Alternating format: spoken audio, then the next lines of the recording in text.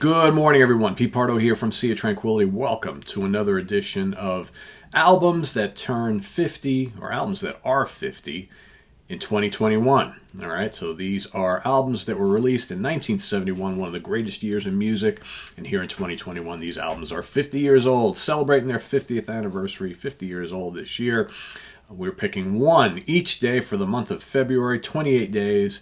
Today is number 12, day 12. So this particular album released July 16th, 1971, recorded at Advision Studios, AIR Studios in London, all right, on the Vertigo label, produced by none other than Tony Visconti. I'm talking about the second album from Gentle Giant, Acquiring the Taste. Get a good look at that bad boy right there. Definitely an eclectic album. Probably the album for the band. Their debut was quite good, but probably the album for this band that really kind of set them on their way, I would say. All right. Lineup for this album, of course, you got Gary Green on all sorts of guitars, backing vocals, all sorts of different things. A little bit of bass, a little bit of this, a little bit of that. Kerry Minier on all sorts of keyboards and lead and backing vocals. Derek Shulman on lead and backing vocals, as well as saxophone, clavichord, whatever. All these guys played all sorts of instruments. Phil Shulman, got the three brothers in this band at the time. Phil Shulman on clarinet, trumpet, alto and tenor sax, lead and backing vocals. Ray Shulman on bass, violin, backing vocals, various other instruments, and Martin Smith on drums and assorted percussion. This would be Martin's last album with the band. A really cool album. Not an accessible album at all. This is probably one of Gentle Giant's more avant-garde albums, and a lot of people love it for that reason. This is the album that you turn people on to if they are new to Gentle Giant. There's other albums that I would throw in their lap first before this one. You kind of have to get used to Gentle Giant and their really kind of out there music. I mean, these guys are like no other band ever, and you got to do that before you give them Acquiring the Taste. So for me, I would say if I'm introducing someone to Gentle Giant, I'd be like, well, maybe start with Freehand, maybe start with Three Friends, maybe start with Power and the Glory, certainly Octopus in a Glass House. Those are usually my first choices to introduce people to.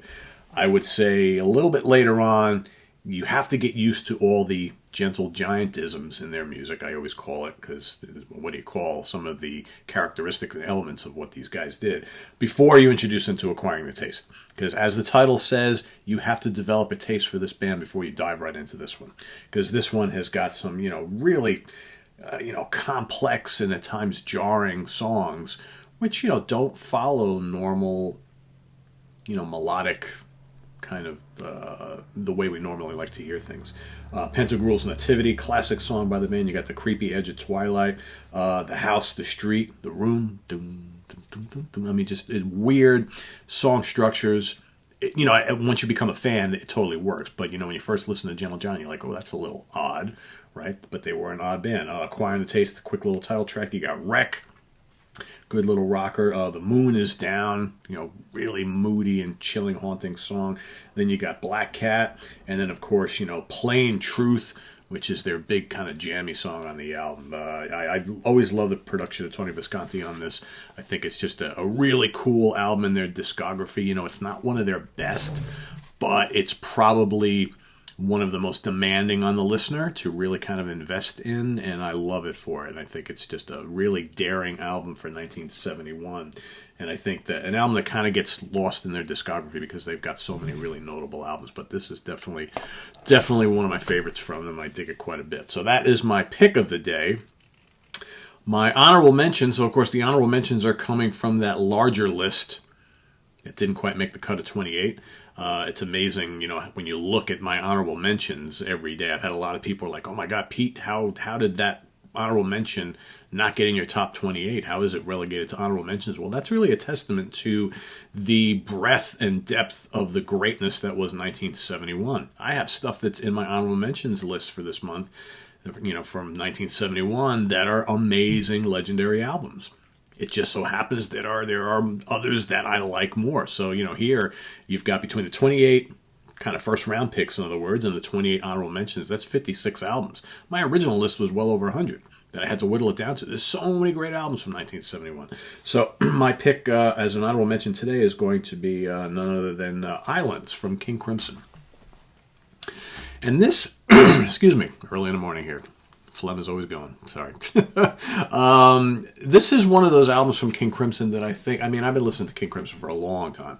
And this is one of those 70s albums that really took me a long time to really appreciate and grow to love. It's definitely not their, not that a lot of their albums are accessible, but I think out of the 70s albums especially, this is a very kind of sedate album at times.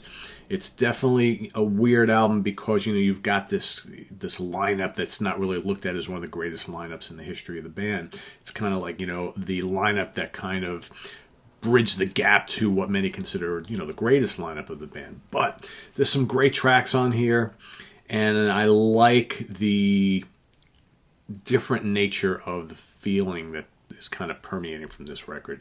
Formentera Lady is absolutely gorgeous. You've got Sailor's Tale, which is just haunting and ominous as it is beautiful. Tons of Mellotron on this album. This is not this big, bold, metallic, jamming type of album. This is a little more sedate, like I said, with a lot of different textures and flavors. You got the Letters.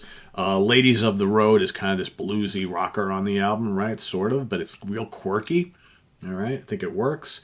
You got Prelude, Song of the Gulls, and then, of course, the lovely title track, Islands, which, great to hear, like, some of these songs dusted off and played live in recent years from the current incarnation of the band. That's why, if you've seen King Crimson over the last, 3 to 5 years, you've seen the existing lineup today dip into Lizard and this album and play some cuts that, that band hadn't played in ages or maybe ever played.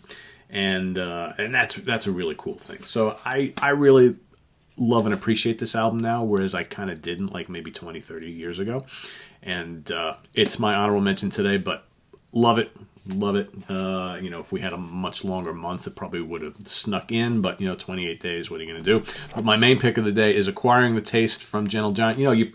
It's funny, you put these two albums side by side. I didn't do this. It was nothing, I didn't do this on purpose, but these albums, when you really think about it, they're not similar, but I think they're cut from a similar cloth. I think both of these albums are among the least accessible of each band's output. And they're not what I would normally, like I said, recommend to people new to each band. But once you've kind of gotten into each band, you realize just how wonderful both of these albums are. In different ways, obviously. But, definitely neither one looked at as, among the top echelon of their output. But really rewarding and really cool. And I love bands that kind of take some chances with their music and just don't always go by a formula. So, Acquiring the Taste, honorable mentions, Island. List your pick for today and your honorable mention. We're going to be, like I said, doing this every single day for the remainder of the month. Tomorrow, day 13. So stay tuned for that tomorrow morning. Coming up on the channel shortly. All right, we're doing all this early stuff here today. Martin Popoff and I, part 2 of our series, our look at those perfect albums. We've each got 5 more choices for you today. And then we've got over the weekend. We've got a busy Sunday. Tomorrow we'll just be doing another edition of this show. But on Sunday, we've got Rich Catino, Sydney Taylor, and myself each giving you our 10 favorite albums by Swedish guitar sensation Yngwie Malmsteen. We've also got Lynn Versace and I will be doing a fun show on those great mellow songs from heavy bands, 10 favorites each.